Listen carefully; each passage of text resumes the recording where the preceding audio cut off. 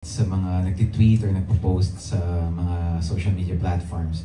Pero ito, pag may mga out-of-town shows ako or medyo ramdam na. Pero mixed pa from Linlang and Secretary Kim. Pero now that lalabas na nga sa TV, I'm expecting more people to call me BMC rather than Victor.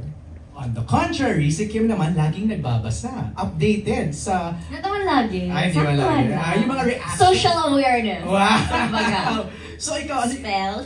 di ba? Yung nababasa mo, Kim, natutuwa ka na ang daming kinikilig sa inyo, even abroad. Nakakagulat. And sa edad kong to, parang... Ilang taon ka na? 47. Ikaw ba? 48. Yeah! Nawala ako na kayo.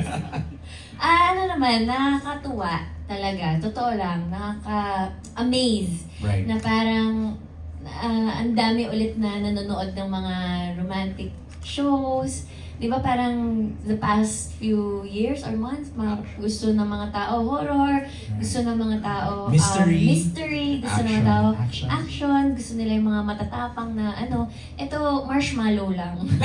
Lambutan lang natin ng konti. Right. Kailangan ng mga tao ng gano'n. Yung mga nakangiti lang sila nang wala namang dahilan. So parang nakakatuwa lang na isa kami sa mga naging dahilan na nagbibigay ng ngiti sa kanila. Seeing your body language, would you say na medyo naging comfortable na talaga kayo sa isa't isa?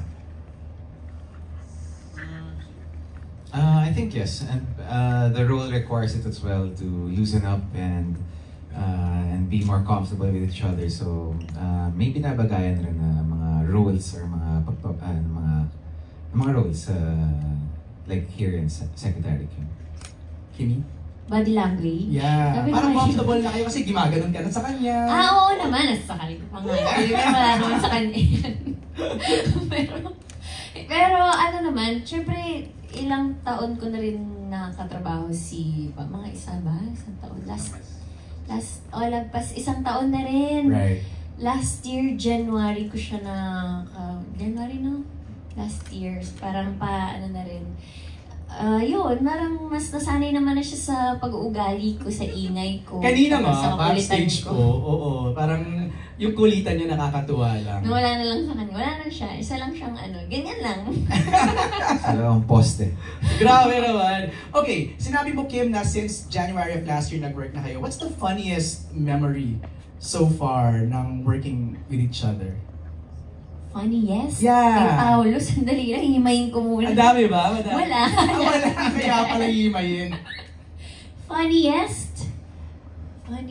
Nagjo-joke siya. Totoo? Nakakatawa. May mga times na hindi pa kami masyadong nag-close, yung Linlang. Okay. Yung bigla na lang niya akong kakausapin. Akala ko kinakausap niya na ako. Yung pala nakikipag-throw lines pala siya sa akin. Oh! Yung mga lines niya na, ano yun? Ay, shucks, hindi ko pa pala namin memorize. Yun ang lagi niyang, yung parang simula ng usap namin na binabatuhan niya ako ng linya ng eksena. Nice. Mas marami pa kasi siyang sinasabi sa eksena ngayon sa personal. Pao, ikaw naman. Funniest memory with Kim? Parang everyday naman funny si Kim. Very energetic siya, so... Bayad ka entrance. Kulang na lang magbayad ako ng entrance fee. Buti na lang show yung nagbabayad sa'yo. Pero siguro, ang hirap kasi everyday talaga, Kim's always full of energy everyday and parang everyday is a different, parang it's a different experience with her when sa set. Parang kailan ba kayo nag-last taping day? Tapos... April pa. Did you miss each other after that long stretch of datings? Oo naman. Nakakamiss naman yung marang nag-joke ka lang tapos wala masyadong reaction. Yun talaga ang niya, no? Oo, parang pag napatawa mo siya, parang yes. Success! Sometimes lang siya mag-react. Ikaw, Pao. Na-miss mo ba yung ball of energy? Yun ang description mo kay Kim eh. Na-miss ko naman, na-miss. Siyempre na-miss. Pero may mga work kasi kami in between na nakikita rin kami. So, like pag nagpo-promo and some parts. So, nakikita ko naman parang in a week, parang once or twice tayo nagkikita because of work. Hindi, nakakatuwa nga lang talaga. Ako na-amaze ako kasi from Lin lang, tapos tuloy-tuloy, na parang non-stop, hindi natatapos. And I'm sure the Kim Pao fans, ayaw nilang matapos. Gusto nila dire-diretso lang. Madami pa naman to. Ay! Hindi, madami pa't mahaba pa yung secretary. Palabas pa siya sa TV. Nagpaliwanag agad. Defensive agad si Kim. Okay, before we move on, we'd just like to acknowledge the presence of the head of Dreamscape Entertainment, Miss Kylie Manalo Balagtas! She's here, and of course, our head of creatives ng Dreamscape Entertainment, Mr. Rondel Lindayan. Thank you sa ating mga bosses. Okay, now we'll continue to talk about the success of the View original adaptation, What's Wrong with Secretary Kim. Alam niyo bang lagi kayong trending? Yes. Every episode ninyo? Hating gabi kasi lumalabas. Pinupost ng Dreamscape. Pinupost sila. Nakita namin. So, thank you. So, I thank have you. a question. Ano yun? Yung latest episode nyo. Grabe. Ano yun dun? Yung sa parang aparador. Sa cabinet. Serious. Ilang takes yon? Solo. Ay, wow! Isa or dalawa siguro para dun sa backshot. Pero it's funny because when Direct Chad was shooting that, parang iconic rin kasi yata yung scene na yun sa That's original. So ayaw rin namin mapahiya. So parang ginandahan rin Direct Chad para sa viewers natin. Was that difficult? Was that easy? Grabe naman yung difficult, tsaka easy. Why? Normal. Ay, wow! Normal! Hindi, syempre hindi pa nagsisimula yung Secretary Kim. Yan na yung laging pinapalabas ng mga tao na Correct. yung fan talaga ng show. Correct. Na naku, ito abangan talaga namin to kasi very iconic to. So kami naman, sobrang na-pressure kami kasama si Direct Chad. Na parang sana hindi natin ma-fail yung mga fans ng Korean Secretary Kim. Sana may ibubuga din yung Philippine version. Wala naman. Masaya naman. You wanna add some more, Pao? Yun naman, parang hindi naman finail ni Kim yung Ano ka naman? Sino ba nagdala ng viewers eksena? natin. Si Kim. Uy, hindi oh. Last ko nang pagdadala yun. Yung next time siya na. Totoo, naghati kami. Sabi, uy, kahati tayo dito sa mga ilang ano na to ha. Dito ako Ngayon, muna. dito ako muna. Akong piloto dito. Sa susunod, ikaw na ha. Siya na po yung next. Abangan niyo po. Meron. Ay, meron pa daw. Meron pa daw. Siya na po yun. Babangan natin yan. Okay, saan kayo pinaka-proud sa series na to? Doon, charot. Hindi, charot lang. Hindi, charot lang. Pero naman, hindi naman maaloko. Jokes are half meant. Saan pinaka-proud? Yes. Sa lahat, sa buong palabas namin, kahit kami mga staff, kaming actors, sila direct, everyone na involved dito sa show na to, parang nakaka-proud, parang mahal na mahal ba natin yung show natin? At tayo mismo nagsabi, ang galing, ang ganda, thank you, direct. Thank you namin yung isa't isa kasi team effort talaga siya eh. Ako same, pinaka-proud ako sa mga tao na nagtatrabaho sa likod ng camera dahil kung ano yung effort namin na binibigay sa mga scenes or sa mga scenes. Parang times 3, times 4, times 5 yung binibigay nilang effort. So pag nakikita mo yung effort na gusto nilang pagandahin yung show, parang mas nape-pressure kami para pagandahin dahil lahat talaga tumutulong-tulong para sa isang goal. Just like to acknowledge lahat ng team ng What's Wrong with Secretary Kim na nandito ngayon. Again, congratulations sa inyo. At ito na nga, Free TV. Tayo ay mapapanood na it's a gift to all your fans. Ano yung pakiramdam na mapapanood na siya every weekend?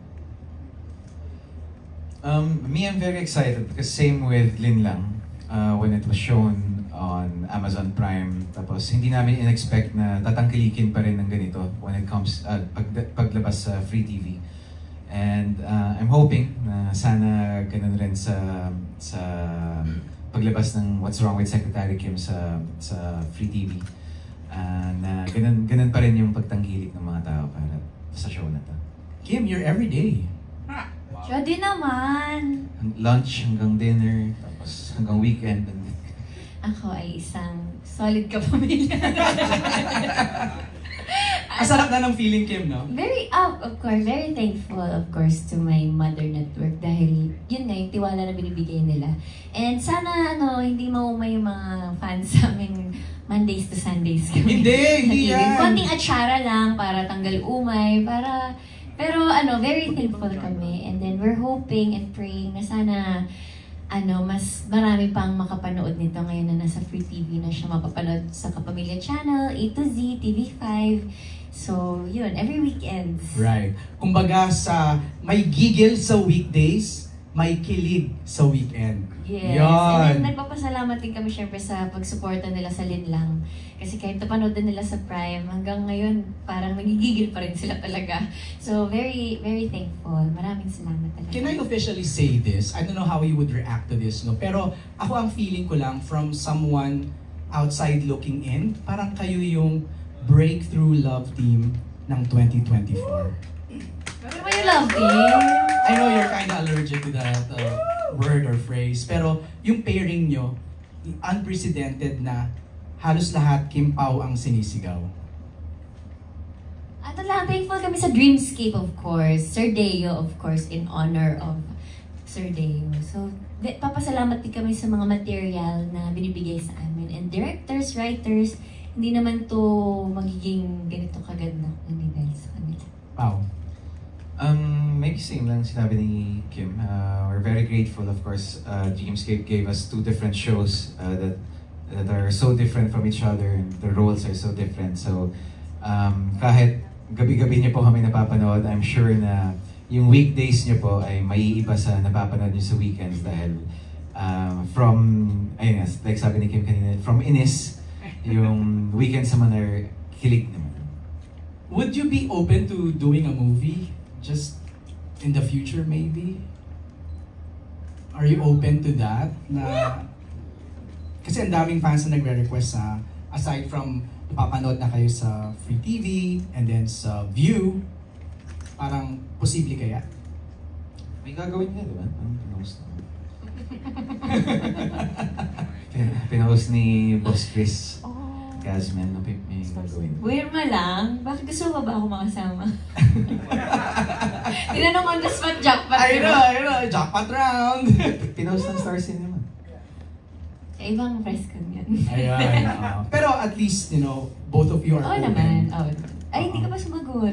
I'm open.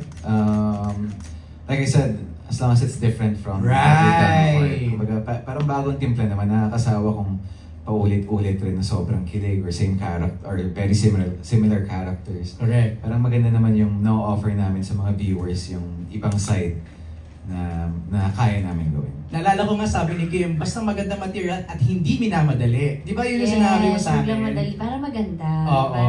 Para tayo, nakasync. Relax. Yeah, di ba? Okay, eto na yung surprise. Isa sa mga surprise natin. Pinag-uusapan na natin ang What's Wrong with Secretary Kim TV premiere.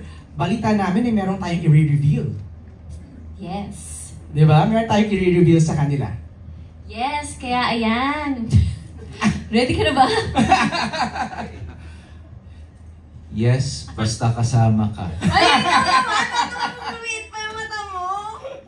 At ito na nga, mga kapamilya at mga kapatid, sinamahan nyo kami last Sunday sa aming official announcement na mapapanood nyo po ang What's Wrong with Secretary Kim sa Free TV. Kaya naman ngayon, samahan nyo kami as we launch the official poster of What's Wrong with Secretary Kim TV premiere. Let's go! Let's do it! Eto na! In 5, 4, 3, 2, 1!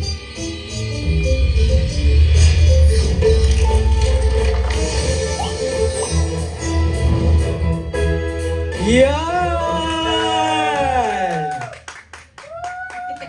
That poster was designed by Justin Besana and photo by Eileen Yatko. Ba talaga si Ayla? Dito po siya. Pau, quick reaction sa poster natin. Ang cute! Yan, naalala ko nung shinod namin. Pero gusto ko yung mga moving paper, gumagalaw yung mga papers habang still yung background. Galing. Kimi? Wow, kakaiba po. Kaya sana abangan din nila yung TV premiere. Parang ikaw naman yung boss ko dyan. Hindi ba? Alright, there you have it, mga kapamilya, the official TV premiere poster of The View original adaptation, What's Wrong with Secretary Kim. Go ahead, before we invite pala, no, I have another surprise. Ay, may surprise another. Wala to sa script. Ay, wow. Ay, let's call in our head of Dreamscape Entertainment, Miss Kylie Manalo Balagtas, and head of creatives ng Dreamscape, Mr. Rondel Indayag for Arcade for Paolo! Happy birthday to you! Kimi, go! Happy birthday, happy birthday. Happy birthday to life na lahat.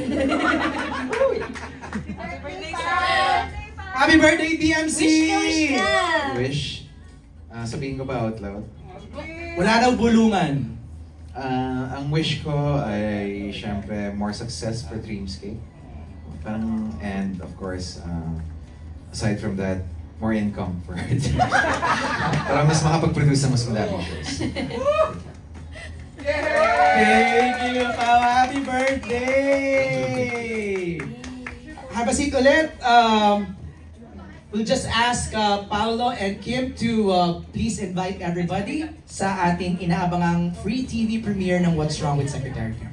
Ayan, first of all, gusto po namin pasalamat sa lahat ng mga nag-uumapaw na suporta na binibigay niyo po sa akin. Thank you sa amin. Thank you very much. At nakikita po namin lahat yun. Kaya, thank you so much. Simula linlang, nandiyan po kayo to support us hanggang po dito sa What's Wrong with Secretary Kim. Thank you very much. At syempre makakasama nyo na kami Monday to Sunday. Mapapanood nyo na rin ang nakaka-stress na kwento ni Juliana, Victor, Alex at Alex Alinlang, the teleserye version. Pero pag weekends naman may experience nyo ang kilig overload sa What's Wrong with Secretary Kim sa Sabado at Linggo. Yes, at simula po yan ngayong May 25, mapapanood nyo na ang View original adaptation of What's Wrong with Secretary Kim, a partnership project of View and ABS-CBN Studios produced by Dreamscape Entertainment. And of course, directed by Direct Chad Vidanes. Mapapanood nyo po kami tuwing Sabado, 7:15 p.m. sa Kapamilya Channel at A to Z at 8 p.m. naman sa TV5. At tuwing Linggo naman, 7 p.m. sa Kapamilya Channel at A to Z at 8 p.m. naman po yan sa TV5. Simula naman ngayong May 25. But you could still binge watch and catch advanced episodes of the View original adaptation, What's Wrong with Secretary Kim. Just download and watch on View. Yan, kaya naman, Maraming salamat po. Yeah, there you have it. Congratulations again, Pao and Thank Kim. you. Thank You you so deserve all the much. success. And I admire your passion, your dedication, saka yung sipag niyo mag-promote, ha. Maraming salamat for giving it your all. Yes, thank you sa View. Maraming salamat for giving this project to us. And yun, abangan po nila kami sa Free TV. Sa TV, mga parang 50 minutes. 2.5 episodes. Wow! in- That's a treat! Sa isang araw. So, Oo. yun. An hour and something. Wow, Mapapanood po yung yes. episodes natin sa weekend. Pasabog talaga. Grabe. May 25 and 26 sa Free TV. Thank you, Kim. Thank you, Thank Pao. you, MJ. Salamat sa lahat ng mga sumama sa amin ngayong hapon. Thank you, mga kapamilya. Have a great